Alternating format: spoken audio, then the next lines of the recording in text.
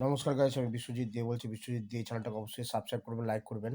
আজকে যে ভিডিওটা বানাচ্ছি সেটা হচ্ছে যে ইন্ডিয়া কত সুন্দর পজিটিভ খেলে জিতে গেল। আমি প্রথমেই বলেছিলাম যে সঞ্জু স্যামসনকে নেওয়া দরকার, ঠিক আছে।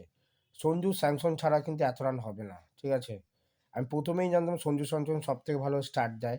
লেফট রাইট কম্বিনেশন খুবই দরকার, ঠিক আছে। আর ইন্ডিয়ান টিমে প্রচুর পরিমাণ লেফট হ্যান্ডার ব্যাটসম্যান রয়েছে, ঠিক আছে। তো এখানে সবাই ভালো খেলছে আপাতত, ঠিক আছে।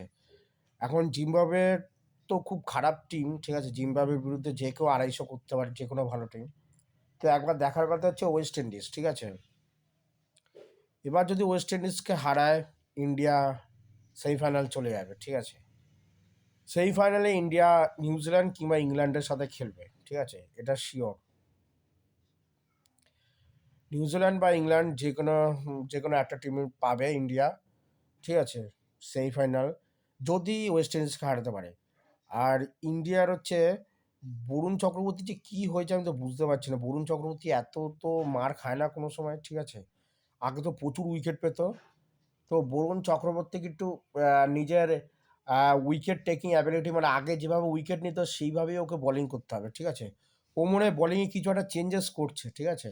আমি বলছি ওর কাছে যতগুলো ভ্যারিয়েশন আছে, আগে যেভাবে বোলিং করতো 2 মাস বা 1 বছর আগে যেভাবে বোলিং করতো সেইভাবেই ওকে বোলিং করা উচিত, ঠিক আছে।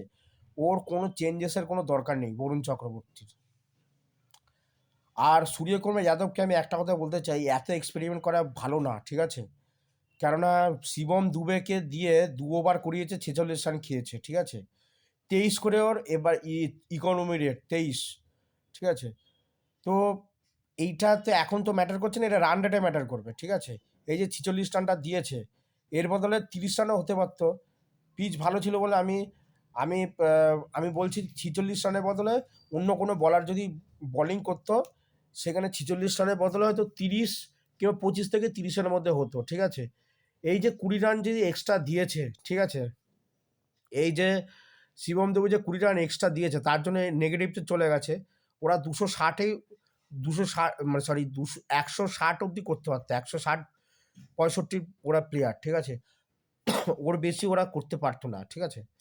তো কি দরকার সূর্যকুমার যাদবকে এই ম্যাচে এক্সপেরিমেন্ট করার, ঠিক আছে।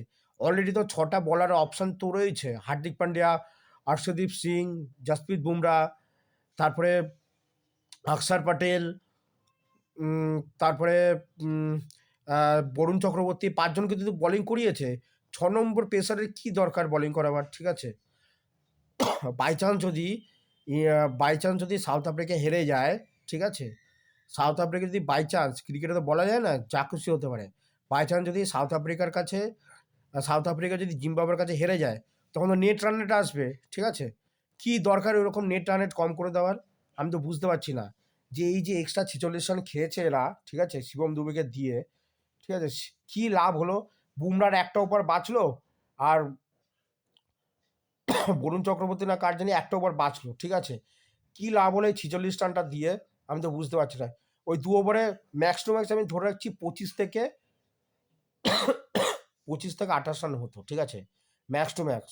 এর থেকে বেশি হতো না, ঠিক আছে। জাসপ্রীত বুমরা বা বরুণ চক্রবর্তী যেই বোলিং করুক, এর থেকে বেশি হতো না। ওরা 160-65 অব্দি করতে পারতো, ঠিক আছে, এর বেশি পারতো না।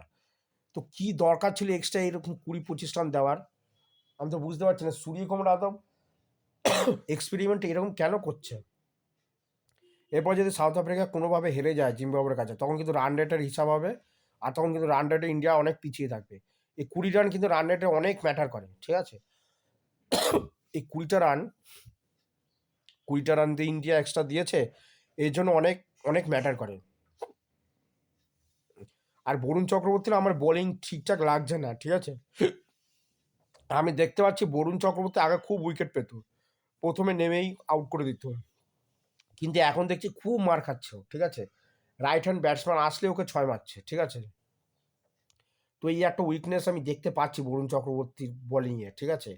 বোলিংয়ে একটা উইকনেস আছে, ঠিক আছে। তো বরুণ চক্রবর্তী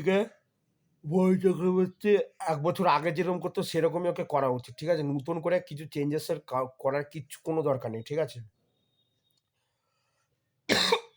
বরুণ চক্রবর্তীকে পাওয়ার প্লের মধ্যে উইকেট টু উইকেট, ঠিক আছে, উইকেট নেওয়ারও ওকে দরকার আছে, ঠিক আছে।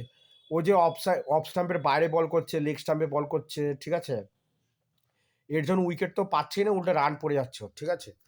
তো অ্যাটাকিং যাতে চেঞ্জ না করায় বরুণ চক্রবর্তীকে, ঠিক আছে, মার খায় খাক, ঠিক আছে, কারণ মার হার্দিক পান্ডিয়াও খাবে, ঠিক আছে। হার্দিক পান্ডিয়ার একটা বলিংয়ে একটা উইকনেস আছে, ঠিক আছে, কারণ হার্দিক পান্ডিয়া সেভাবে ভালো বল করতে পারে, ব্যাটিংও দুর্দান্ত, ঠিক আছে, কিন্তু বলিংয়ে একটা উইক লিঙ্ক আছে ইন্ডিয়ার, যেখানে প্রচুর রান লিক হতে পারে হার্দিক পান্ডিয়া, ঠিক আছে, প্রচুর রান লিক হয়ে যেতে পারে ওখান থেকে হার্দিক পান্ডিয়ার কাছ থেকে। কারণ হার্দিক পান্ডিয়ার একটাই অস্ত্র, স্লোয়ার ডেলিভারি নয় শর্ট বল, ঠিক আছে, ও ইয়র্কার করতেই পারে না হার্দিক পান্ডিয়া। ইয়র্কার দুজনই করতে পারে, অক্ষদীপ সিং আর জাসপ্রীত বুমরা, এই দুজনেই ইয়র্কার বল মারতে পারে, ঠিক আছে। হার্দিক পান্ডিয়া কোনোদিন ইয়র্কার বল মারতে পারে না, ওর শর্ট বল, ঠিক আছে। যাই হোক, ইন্ডিয়ার কী কী উইকনেস সেটা আমি বলে দিলাম, ঠিক আছে। সূর্যকুমার যাদব যদি ভুল করেও শিবম দুবেকে বলিং না দেয় প্লিজ, ঠিক আছে, আমি জানি শিবম দুবে বলিং করতে পারে, ঠিক আছে, কিন্তু ক্র্যাঞ্চ সিচুয়েশানে যখন ধরুন 6 বলে হয়তো 20 রান দরকার, ঠিক আছে, সেই সময় যদি শিবম দুবেকে বলিং দেয়, ঠিক আছে, ইন্ডিয়া হারার চান্স আছে, ঠিক আছে, কারণ জিম্বাবুয়ের মতো টিমও শিবম দুবেকে 2 ওভারে 46 রান বানিয়ে দিল, ঠিক আছে, তার মানে ভালো টিম, স্ট্রং টিম কত রান করতে পারে, ঠিক আছে, শিবম দুবেকে। তো বিশ্বজিৎ দে চ্যানেলটাকে অবশ্যই সাবস্ক্রাইব করবেন এবং লাইক করবেন। ধন্যবাদ।